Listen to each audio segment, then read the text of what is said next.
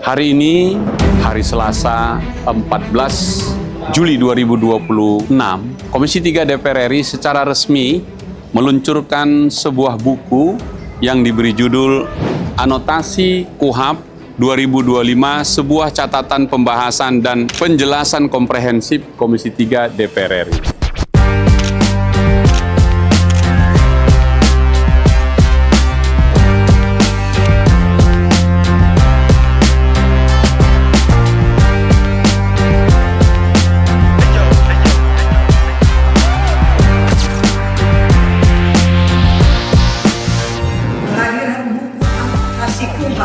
Merupakan sumbangsi intelektual yang sangat berharga bagi penguatan sistem hukum nasional serta menjadi referensi yang akan memperkaya pemahaman terhadap hukum acara pidana di Indonesia.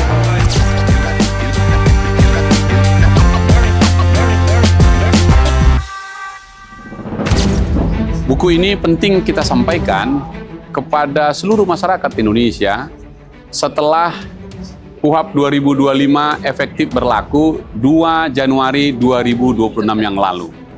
Dalam pelaksanaannya, aparat penegak hukum, baik jaksa maupun hakim, masih belum utuh untuk menjalankan KUHP ini.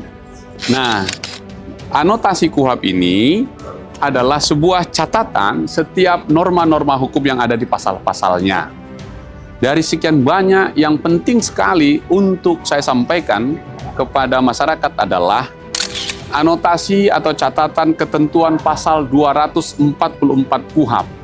Pertanyaannya sederhana, yaitu apakah putusan bebas dapat dilakukan upaya hukum baik banding maupun kasasi oleh jaksa penuntut umum? Itu pertanyaannya. Dalam pengawasan saya KUHP di seluruh Indonesia, terjadi disparitas. Ada yang menolak, ada yang menerima pengadilan itu. Nah, oleh karena itu, jaksa mesti membaca ini. Dan kemudian pengadilan juga membaca ini. Apa intinya? Intinya adalah tidak ada upaya hukum banding dan juga kasasi atas putusan bebas. Putusan bebas ini diatur di dalam pasal 244 ayat 1, 2, 3, 4, 5, dan 6, khususnya pasal 244 ayat 2. Apa isinya? Dalam hal hakim berpendapat bahwa hasil pemeriksaan di sidang pengadilan, tindak pidana yang didakwakan tidak terbukti secara sah dan meyakinkan, terdakwa diputus bebas. Sekali lagi, terdakwa diputus bebas. Nah, pertanyaannya, apa yang dimaksud putusan bebas itu dan apakah ada upaya hukum untuk itu, misalnya banding? Di penjelasan pasal 244 diatur cukup jelas. Nah, karena itu, suasana kebatinan membahas pasal-pasal ini dituliskan dalam anotasi sebagai catatan. Bunyinya begini: ketentuan dalam pasal ini mengatur tentang jenis putusan hakim dalam menentukan terdakwa bersalah atau tidak bersalah, yaitu tadi yang pasal 244 ini. 1, dikenai pidana, 2, diputus bebas, 3, diputus lepas. Oke, 3. Pasal ini menegaskan bahwa jika terdakwa diputus bebas, maka dirinya harus segera dilepaskan dari tahanan sejak putusan diucapkan. Demikian pula dalam hal penuntut umum tidak mengajukan upaya banding setelah putusan lepas dari segala tuntutan hukum diucapkan, terdakwa harus segera dilepaskan. Itu tadi putusan lepas. Beda putusan bebas dengan putusan lepas. Ayat 5 di pasal 244 ini juga menegaskan bahwa penuntut umum hanya bisa melakukan upaya banding jika jenis putusannya adalah putusan lepas dari segala tuntutan hukum, bukan putusan bebas. Nah, ayat 4-nya menegaskan bahwa terhadap putusan bebas, sekali lagi, terhadap putusan bebas tidak dapat diajukan upaya hukum banding oleh penuntut umum. Pada prinsipnya, ketika putusan hakim menyatakan terdakwa diputus bersalah, maka terpidana dapat ditahan dengan alasan penahanan yang diatur dalam pasal 100 ayat 5 dan selanjutnya untuk menjalani pidananya. Dengan pengaturan dalam ayat 4 ini, maka pasal ini menutup peluang diajukannya upaya hukum banding, kasasi ataupun peninjauan kembali terhadap putusan bebas. Dalam pembahasan di Panja RUU KUHAP, di mana saya salah satu di antaranya, pengaturan ini memperkuat bahwa terhadap putusan bebas memang tidak dapat dilakukan upaya hukum apapun. Hal ini merupakan koreksi dari KUHAP 1981, di mana penegak hukum memperluas interpretasi dengan mengajukan kasasi terhadap putusan bebas. Padahal pengajuan kasasi terhadap putusan tingkat pertama adalah upaya hukum yang tidak lazim, karena upaya hukum terhadap putusan tingkat pertama adalah banding, bukan kasasi. Dengan penjelasan saya ini dan anotasi KUHAP ini, tidak ada upaya hukum banding apalagi kasasi untuk putusan bebas. Karena itu Komisi 3 telah menerapkan ini dalam kasus Amsal Sitepu yang meminta kejaksaan tidak banding, dan waktu itu ada Kajati Sumatera Utara dan Kajari Karo. Dengan demikian, dengan keluarnya KUHAP dan anotasi ini, saya minta dan saya jelaskan, saya harapkan seluruh jaksa-jaksa penuntut umum yang telah menerima putusan bebas, tidak ada lagi upaya hukum banding.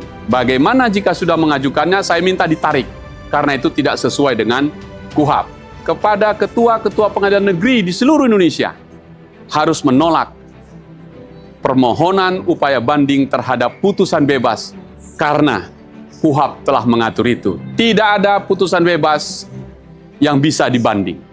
Atau kalau saya balik, tidak boleh ada upaya hukum banding atas putusan bebas.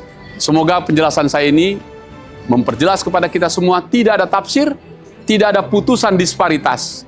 Dan dengan demikian KUHAP kita jalankan secara baik. Saya mengajak masyarakat, mari kita awasi APH menjalankan KUHAP ini. Terima kasih, semoga bermanfaat. Saya Hinca Panjaitan 13, anggota Komisi 3 DPR dari fraksi Partai Demokrat. Horas.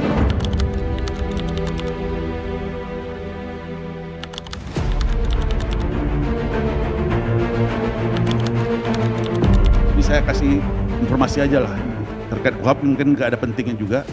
Putusan bebas di Kepri, Pak, terjadi perkara tipikor, diajukan banding oleh PU, diteruskan oleh PN, diputus hakimnya kabul, Pak.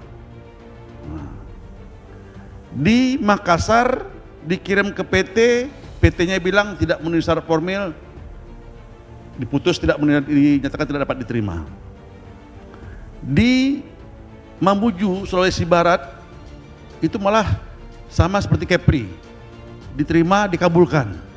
Nah, jadi praktiknya sudah berbagai. Nah, ini mungkin ke depan perlu pedoman ini, Pak. Ini Mahkamah, saya sudah bicarakan sama Pak Wakil Yudisial, kita perlu mengeluarkan pedoman ini. Tadi saya juga sempat ngomong sama Pak Inca, pokoknya terhadap putusan bebas itu sebenarnya udah nggak ada lagi upaya hukum, Pak. Setuju Pak Inca ya?